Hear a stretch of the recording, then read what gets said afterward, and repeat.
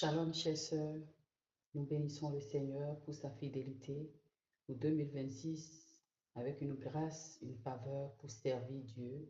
Oui, nous sommes appelés, nous sommes choisis pour servir le Seigneur, mais nous devons le servir selon ses règles à lui.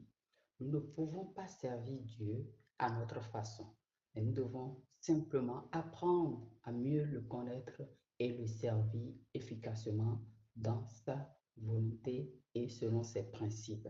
Nous lisons dans le livre de Actes chapitre 8, verset 3. La Bible dit que Saul, qui s'efforçait de détruire l'Église, il allait de maison en maison, arrachait les hommes et les femmes, les croyants, et les jetait en prison. La Bible dit que l'esprit de Saul, ici il ne s'agit pas d'un homme, mais il s'agit d'un esprit qui attaque l'Église. Et si tu aimes le Seigneur, si tu es appelé, tu es servant, tu es serviteur de Dieu, et que tu es appelé à servir Dieu, c'est une chose.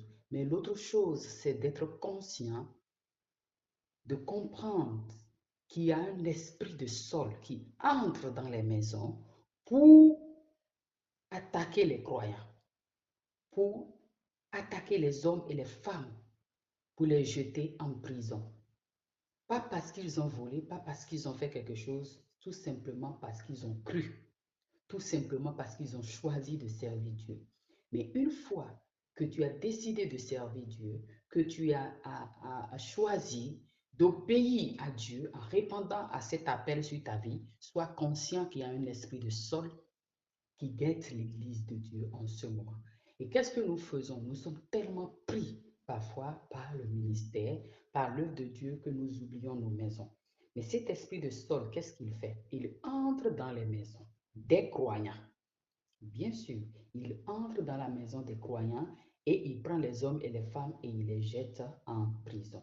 Cette prison, ça peut être la prison de la maladie, la prison des problèmes, des difficultés, des défis, même des finances peut être mise en prison, juste pour te déstabiliser, juste pour te décourager. C'est pour cela que je viens t'encourager pour te dire, pour servir Dieu en 2026, tu dois comprendre que tu ne dois pas jouer avec ta maison. Tu dois mettre de l'ordre dans ta maison. Tu dois marcher dans l'intégrité dans ta maison. Tu dois véritablement respecter les principes de Dieu dans ta maison. Tu dois aussi prier pour ta maison.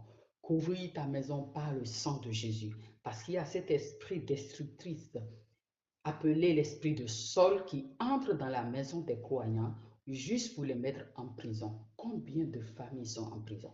Combien de personnes sont en prison? Combien de finances sont en prison? Et combien de dons et de talents sont en prison? Combien de couples sont en prison? Et si tu es en train d'entendre ma voix, je me tiens dans le sang et dans l'autorité de Christ et je brise toute forme de prison sur ta vie. Dans le nom de Jésus, que l'esprit de quelqu'un soit éveillé, que la conscience de quelqu'un s'élève. Dans le nom puissant de Jésus, nous avons besoin de mettre de l'ordre dans notre vie. Et comment est-ce que cet esprit de Saul entre dans les maisons? Il trouve de portes. La Bible dit ne donnez pas accès. Soyez vigilants, soyez sobres. Et lorsque nous lâchons un tout petit peu, il va trouver d'accès. Il va trouver des portes. Peut-être tu vas te dire, oui, je suis blessé, je suis trahi, je suis pas comprise et tout. Et toutes ces blessures-là, toutes ces choses-là ouvrent la porte à l'ennemi. Et la Bible nous dit de pardonner. Donc le non-pardon peut ouvrir la porte à l'esprit de Saul dans ta vie. Bien sûr, le non-pardon peut ouvrir la porte à l'esprit de Saul dans ta maison. C'est pour cela que tu dois te repentir. Tu dois véritablement te lever dans la prière pour fermer tout accès, toute porte d'accès à l'esprit de Saul dans ta vie, dans ta maison, au nom puissant de Jésus. J'ai reçu une dame qui avait beaucoup le cœur de servir Dieu. Elle était dévouée, mais à un moment donné, elle avait beaucoup de problèmes et puis les gens ne le comprenaient pas. Combien de fois nous avons jugé les gens? Nous avons véritablement traité les gens comme s'ils n'aiment pas Dieu, comme s'ils ne veulent pas servir Dieu, mais ne sachant pas qu'ils vivent des choses très difficiles, qu'ils ont des challenges chez eux, des défis chez eux, des maladies, des enfants qui sont insupportables. Tout ça, l'ennemi vient mettre leurs finances, leur vie en prison juste pour les décourager, pour les déstabiliser.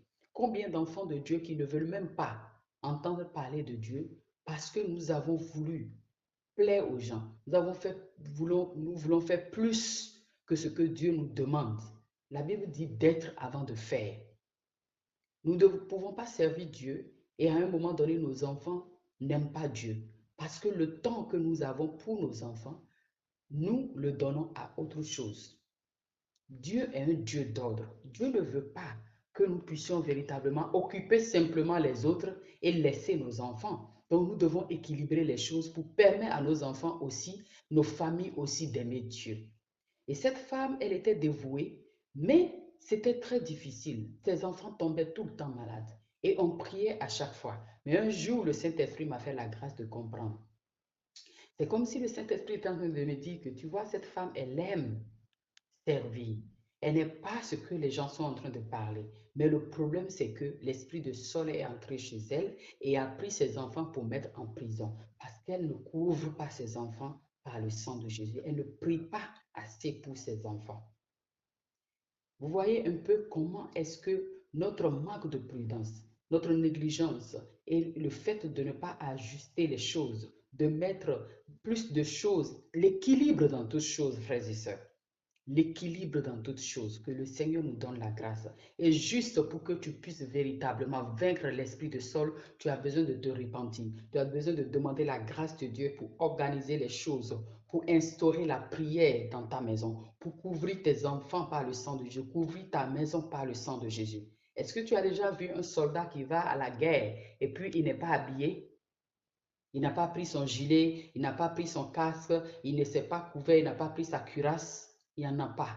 Donc, à chaque fois que nous voulons servir le Seigneur, nous devons savoir que nous avons la responsabilité de pouvoir plonger tout ce que Dieu a mis dans nos mains dans le sang de Jésus.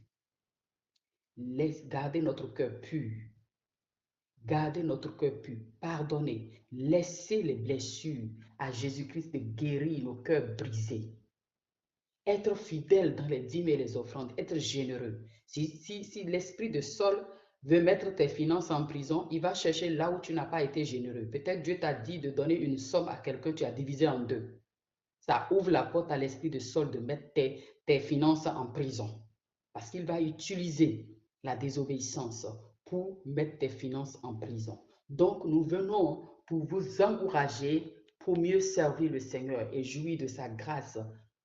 En 2026, nous avons véritablement besoin de veiller sur nous-mêmes, d'être sobres, d'être prudents et de plonger nos familles dans le sang de Jésus. C'est très, très important de ne pas négliger cet aspect.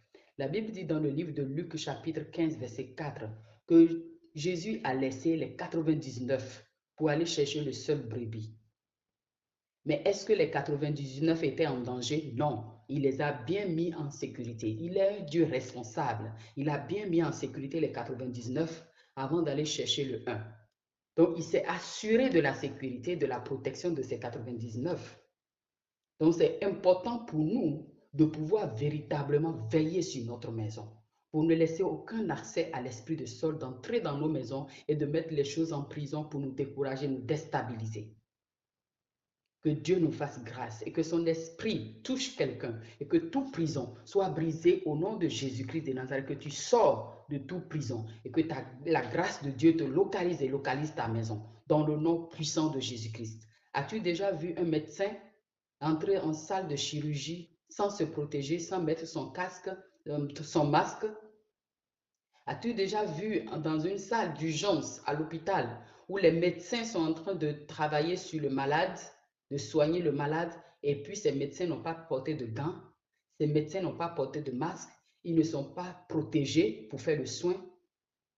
Chers sœurs, chers frères, nous avons besoin véritablement de nous armer, de nous protéger par le sang de Jésus. Partage cette vidéo et si cela t'a touché, permets à quelqu'un d'être éveillé, permets à quelqu'un de se réveiller et que le nom de Jésus soit glorifié dans notre vie, car il est bon. Son esprit est disponible pour nous utiliser, pour manifester sa grâce dans les nations, mais nous avons besoin d'être prudents, sobres. partage cette vidéo, abonne-toi et n'oublie pas de liker.